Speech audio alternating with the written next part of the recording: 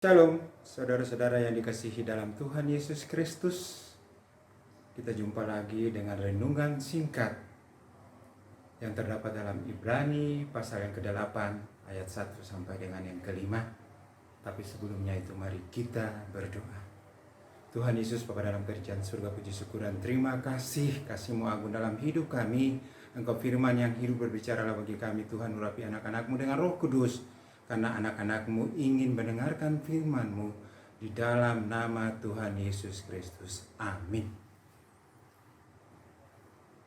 Renungan kita yang terdapat di dalam Ibrani pasal yang ke-8 ayat 1 sampai dengan ke-5. Tapi hari ini kita akan membaca dari ayat yang pertama saja. Inti segala yang kita bicarakan ialah kita mempunyai iman besar yang demikian, yang duduk di sebelah kanan takhta yang maha besar di sorga. Itu adalah firman Tuhan dalam kehidupan kita yang kita akan renungkan bersama-sama. Bapak Ibu yang dikasihi dalam Tuhan Yesus Kristus, hari ini topik kita adalah imam yang mengubah hidup kita. Yesus Kristus yang mengubah hidup kita. Itu yang kita renungkan pada saat ini. Kenapa demikian? Kitab Ibrani menunjukkan bahwa imam besar kita luar biasa, yang tidak pernah bisa disamai dengan manusia. Karena dia naik ke surga, dia duduk di sebelah kanan Allah Bapa.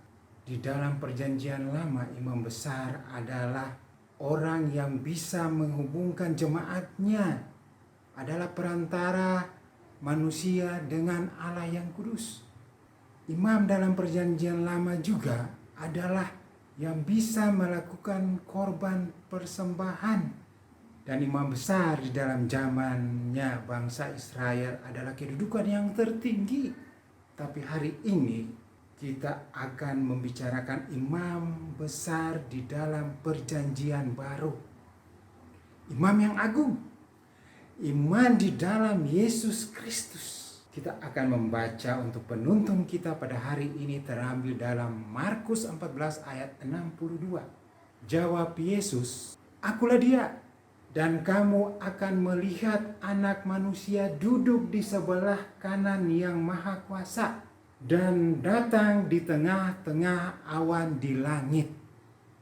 Ini yang kita akan renungkan bersama, imam besar di dalam perjanjian baru. Imam besar adalah Yesus Kristus, imam yang agung. Dia adalah Allah yang berkuasa. Firman Tuhan mengatakan dia duduk di sebelah kanan Allah yang melambangkan kekuasaan, yang melambangkan kemuliaan.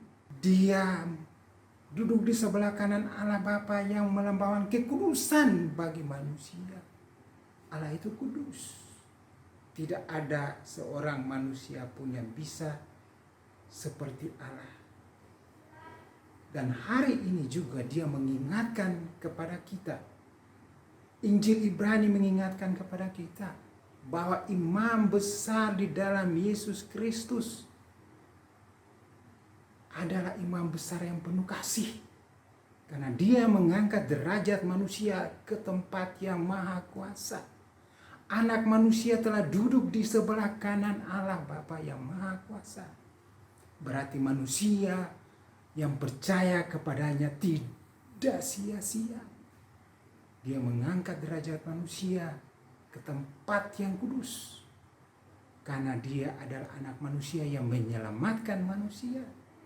Tanpa dia naik ke surga dan duduk di sebelah kanan Allah Bapa, maka sia-sialah iman orang percaya. Bukan saja penghubung, tapi penyelamatan yang menyelamatkan manusia dari kebinasaan. Imam besar yang agung, imam besar yang punya kekuasaan, imam besar yang mulia, yang kudus. Ingatlah dan percayalah, dia lebih tinggi daripada imam besar di zaman perjanjian lama. Karena dia imam besar yang mampu menentukan sesuatu. Dia imam besar yang merancang kehidupan kita. Dia imam besar yang bisa menyelamatkan kita. Dia imam besar yang bisa menentukan kita hidup atau mati. Bukan hanya bisa melakukan korban atau persembahan. Kita punya imam besar yang agung. Imam besar yang punya kekuasaan tertinggi. Itulah imam besar di dalam nama Tuhan Yesus Kristus. Hari ini, kata firman Tuhan, aku akan menjadikan engkau sebagai anak-anakku. Itu kata firman Tuhan. Sebab itu, percayalah, yakinlah. Karena dia ingin menjadikan kita anak-anak pilihan. Dan dia akan menjadikan kita adalah anak-anak kemuliaan di dalam kerajaan surga. Itulah firman Tuhan. Percaya, karena Tuhan Yesus adalah kehidupan kita.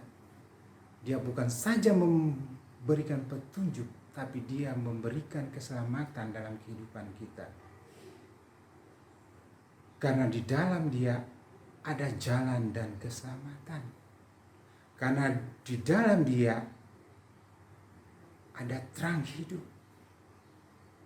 Percayalah bahwa dia adalah imam besar agung dalam hidup kita, dalam hidup Bapak Ibu, dalam hidup saya, dan dia akan selalu bersama dengan kita.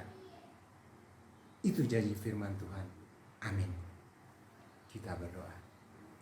Tuhan Yesus, Bapa dalam kerajaan surga, puji syukur dan terima kasih karena Engkau Bapa yang kudus, Bapa yang selalu melihat anak-anaknya. Engkau adalah Allah yang sumber kehidupan kami. Di dalam nama Tuhan Yesus Kristus, Engkau berfirman bagi kami. Dan kami yakin dan percaya Engkau Bapa, Engkau Imam yang agung, Engkau keselamatan kehidupan kami. Engkaulah napas hidup kami. Sebab itu ya Tuhan, berfirmanlah dan tuntunlah kami untuk menjalankannya dengan kasih sayang Tuhan yang selalu menyertai kami. Amin.